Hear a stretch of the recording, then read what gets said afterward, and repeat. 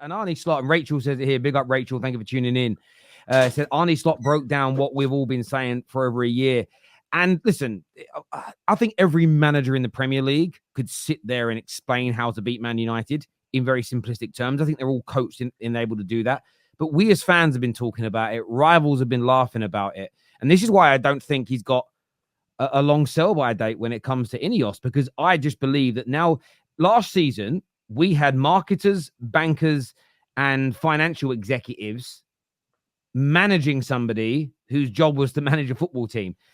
They didn't know what they didn't know. Does that make sense? They just, and that's the truth. If you suddenly got put tomorrow into a job that you have no qualifications in, you tomorrow, Cam, you have got to be an assessor on how well run an operating theatre is.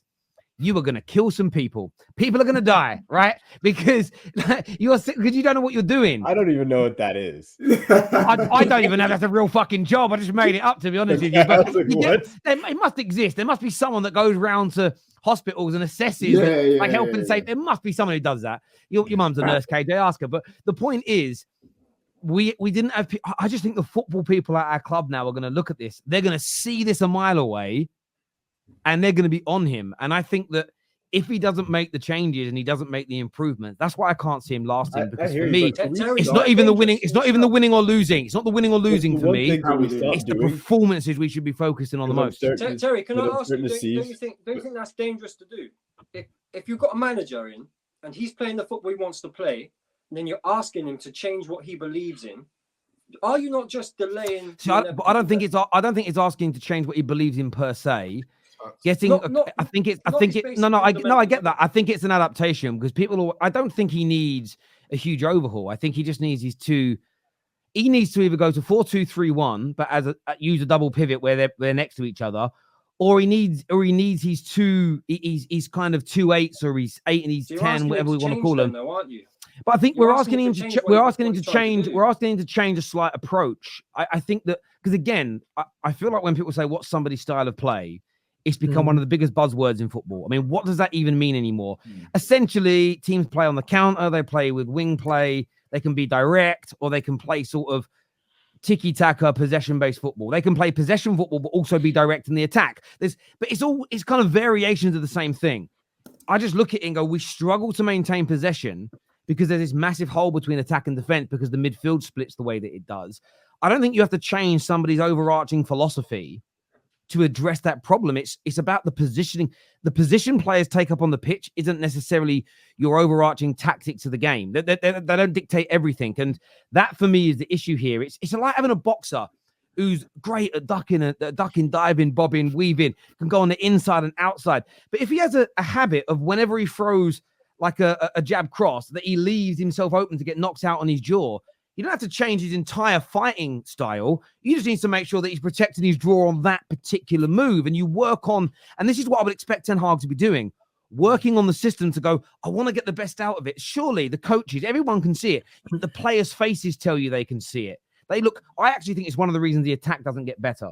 And I felt this for years, not just about our system. I think the attack gets the ball and thinks, I've got to make this work. Otherwise, we're exposed for a goal. Mm-hmm. And I don't know if any of you ever played golf. I've only done it twice. First time I went round, I was all right. And then my dad put me off. We were on a bunker this side, water that side. He's like, don't go in the water. Don't go in the water. Guess what I did? I went in the water 3 times on the bounce because it gets in your head. I don't think the footballers are any different. I think if you're there again, if we lose the ball, we could concede. How's that going to help you deliver? And I think it's all a big part of the problem. Yeah, that's why Go on. So just 2 things though. One thing, can we stop like the whole Arnie Slot versus like I'm hearing it a lot. He's come in and look at like Ten Hag has how many world-class players on his team? Like regardless of who he's brought in or anything, it's Bruno, like, really. Just Bruno. It's Bruno, right? So it's extremely hard. Yeah, we could also say, look at the way Arnie Slot expresses himself in press conferences. No, okay, so but Griggs, if you knew how I approach press conferences and shit, that should count though. No, that should count though, because look at the way look at compare the post match. One guy's saying he's Harry Potter when he's really not I Harry hear Potter, you, when he's but, actually like- Voldemort. He's Voldemort anyway. That's the first thing. Second of all, like, bro, he got pressed by a journalist asking him. No, I a know. I legit saw that question. part. I brought it up, but for me, when it comes to press conferences and coaches, like I watch too many sports to know that coaches don't give it. Like most coaches in press conferences are just there to be like, they don't give it. Like Ollie lied in every single press conference. It was hilarious. He would come out and just lie to the people, and he was doing it on purpose. So like, I think press conferences, we can have moments where yes, him getting pressed by the journalist and getting smoked. I agree. That was bad. That one was really bad. But all like the other ones, like think about all the times Jose just says shit. People just say shit in press conferences. The thing with the Ernie Slot thing is he's adopted a team that in the last few years has been there and thereabouts, does have world-class players. He's not coming in there and having to change a whole mentality of a team. He's not coming in there and having to work with a terrible structure. Like at the end of the day, it's such a different situation that you can't compare the two. And I think somebody said something really, you said it actually, with the 3-1-6 or whatever, there's only Rodri. Like, I think the problem with Ten Hag and the reason why we always hear the same name with Frankie de Jong is because that's really the type of player he's always like. There's only a few players in the world that can do what he really wants, and he's not going to get. Just to clarify, when the ball breaks down, 3 players won't be able to pass the ball around Frankie de Jong. Just to clarify. No, but I'm just what he's okay. So basically, when you look at Bielsa, yeah, and he had Calvin Phillips. Bear in mind, Bielsa's an absolute madman. Beautiful to watch when it worked, flipping awful when it was on the back end. Yeah, but Calvin Phillips, and I rated him for this because there was not many that could do that sole role in midfield in that Bielsa team. But that is again, it's anomalies, and I think Ten Hag's formation, the 3-1-6 that we've seen, it's an anomaly in the sense of when it works, it's probably the most beautiful thing we've ever seen if it was Ajax, but it's just not. I think someone said sustainable. The word was sustainable. Even Terry earlier. It's not sustainable for this league. Now, whatever play you bring in, as to Indiana's point, it doesn't matter. They're still got to follow the same patterns. Yes, there'll be better ability on the ball. Yes, there'll be some players that are able to, let's say, avoid the press every now and then, like we saw against, I think was it Liverpool in that left-hand corner. When they played out the back, Mount switches out to Bruno. We have to get a counter attack. I mean, you're going to get moments like that because the quality of personnel is better. But the more times you're in those situations, more than likely you're going to get squashed out because as a team, it's not consistent enough. So it doesn't matter about the profiles. It doesn't matter whether you do 3-1-6. Terry's right. You've got to adapt. In my honest opinion as well, I agree. You have to adapt to be able to at least maintain some confidence within the team, but also solidify a way that you can play that can make you hard to beat. Because if you're not going to bag your chances, and I'm not even going to go about that again, because for 3 seasons I've been asking for clinical forwards, and you man wanted goalkeepers, but cool, different conversation. But yeah, I'm with you on that. Yeah, but do you know? I'll give you an example with it. Look at Klopp when he first came in. Klopp played that heavy metal football, 100 miles an hour from the first whistle. And yes, he had to get better players in. But the amount of times that team in his first couple of years would get to 70 minutes, it wins a lot of the games. But I remember the one against West Brom, they were like 3-0 up. Scraped over the line 3-2 in the end. They threw a lot of leads away. Jurgen Klopp didn't just have to go out and get the Allisons and the Van Dijks of this world. He also had to game manage better because in the Premier League, it's just different. And I think that, and again, the same, there are certain tactics that would work well in the Premier League that I think in the 90s, Fergie's 4-4-2 with wing play would have worked in La Liga or Serie A? Probably not. He would have had to have adapted to that league as well. And I think football's always been like that. Dev, I want to ask you a question. If he was to go, let's just paint the picture tonight, he hands in his resignation or he is sacked. Who do you think should be the person that Ineos look at, or who do you believe Ineos would go for? Because there is a fear amongst people like myself that don't think Ten Hag's the right guy, that we could end up going for someone like Gareth Southgate. But who do you think? Have mercy on all of our poor little Manx souls if that man ends up in the dugout. You know, I want to say 2 things.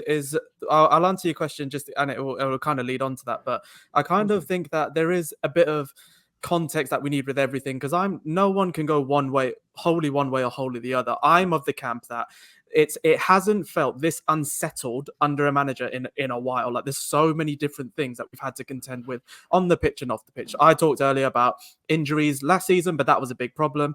some managers could deal with it. The elite ones, like great managers, can deal with it, but we couldn't. And they were how many centre-back combinations, how many of this? We all know what the problems were. But I also want to kind of make a point that things have been unsettled from the get-go since Ten Hag came in the sense that the Ineos or the Sheikh Jassim or whatever was always in the background. Then you had Sancho. Then you had a right winger I can't talk about because you'll get demonetized. Then you had Ronaldo, and you had all of these different situations. So what I'm saying is, I'm not excusing the fact that we need to get better in the midfield and he needs to game manage better. 100% he does. But let's not take that totally away from the context of what he's had to deal with, because if it was perfect circumstances and we still got this, which hopefully we will now see under Ineos, then we can all think, well, I will certainly think a bit differently. But I'm willing to give him a bit of a blind, not a lot, but a bit, because of how unsettled everything has been. Now, to your question, which doesn't really help what I'm about to say, is that there aren't many managers, honestly, that give me as much excitement as what Ten Hag did at Ajax. That's what I'm looking at, because you're joining a new setup, and I have to hold you to that standard now, because that's what we went through and we've seen how that kind of ended up. But for me, I think if you're looking at the type of football that I've always enjoyed watching, and a person who is, he's not even really that attainable, but I've looked at Junior Nagelsmann for a while and I thought that's the type of football that I like. However, he's with Germany, and it's not going to be easy to pry him away from that when you've got a World Cup coming up. So I have to be realistic in terms of the managers that are available. I know there were names like Ruben Amorim that we're talking about at Sporting, or there were names like, what's his name, Thiago Motta, who's having a little purple patch at Juve.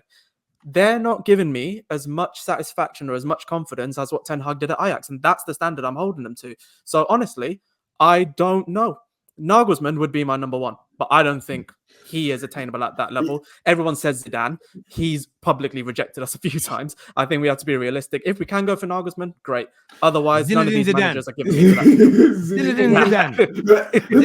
Zidane. To what you said there, Dave, about they don't excite you. Like, is it attacking wise that don't excite you? So you kind of always like as a whole, because I know what you mean. I think I know what you mean. There's no, like, when we were looking at managers and there was Poch and Ten Hag out there and we were watching that Ajax team fly in the Champions League and what they were doing, everybody was consensus. This is the guy. This is the man to come in. The way he set up the team, the way the young players he brought through. There was a lot to be excited about. Like, we're not going to go back and play revisionist history. That none of it. Like, I think, and I knew all except you actually, and Griggs. I probably didn't know back then, but I knew all those. I knew everybody here back then, and I know everybody's opinion was Erik Ten Hag over Mauricio Pochettino.